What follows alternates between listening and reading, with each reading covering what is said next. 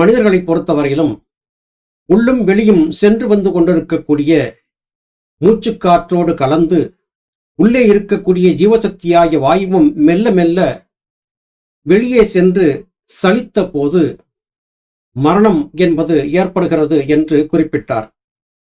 மேலும் இது குறித்தான அதிக விளக்கங்களை இன்றைய பதிவிலே பார்க்க இருக்கிறோம். சுவாமி கேட்கிறார், தூங்கும்போது அவனவனுடைய கர்மம் அற்றுப்போயிற்று என்று சொல்லுகிறதுண்டோ? இல்லை. இறந்தபோது கர்மம் அற்றுப்போயிற்றென்று சொல்லுவதற்கும் தூங்கும் சமயத்திலே கர்மம் அற்றுப்போயிற்று என்று சொல்லாதிருப்பதற்கும் என்ன காரணம்? இறந்தபோது வாயு கதாகதம் செய்கிறதில்லை. தூக்கம் என்று சொல்லும் சமயத்தில் அவனுடைய உள்ளினுள் வாயு கதாகதம் செய்கிறதொன்று. அதனால்தான். தவிர ஒரு நிமிஷ நேரமாவது கர்மம் இல்லாமல் யாதொன்றும் ஜீவித்திருக்காது என்று சொல்லுகிறார்கள். உலகத்தில் கர்மம் என்பதை தொழில் என்று சொல்லுகிறார்கள். கர்மம் என்பது தொழில் என்றால் தூக்கம் என்று சொல்லுகிற சமயம் யாதேனும் தொழில் உண்டோ? உண்டு. அது என்ன?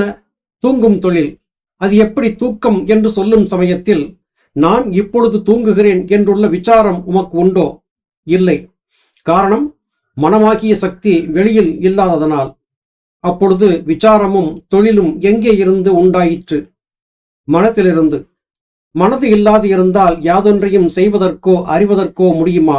முடியாது. ஆனால் நீர் தூங்குகிறதென்று சொல்லும் சமயத்தில் தொழில் உண்டோ? இல்லை.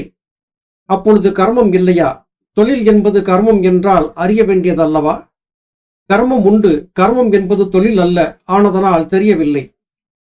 கர்மம் இல்லையானால் ஒரு நிமிஷ நேரம் கூட இருக்க சாத்தியப்படாது என்று சொல்லுகிறீர் அல்லவா?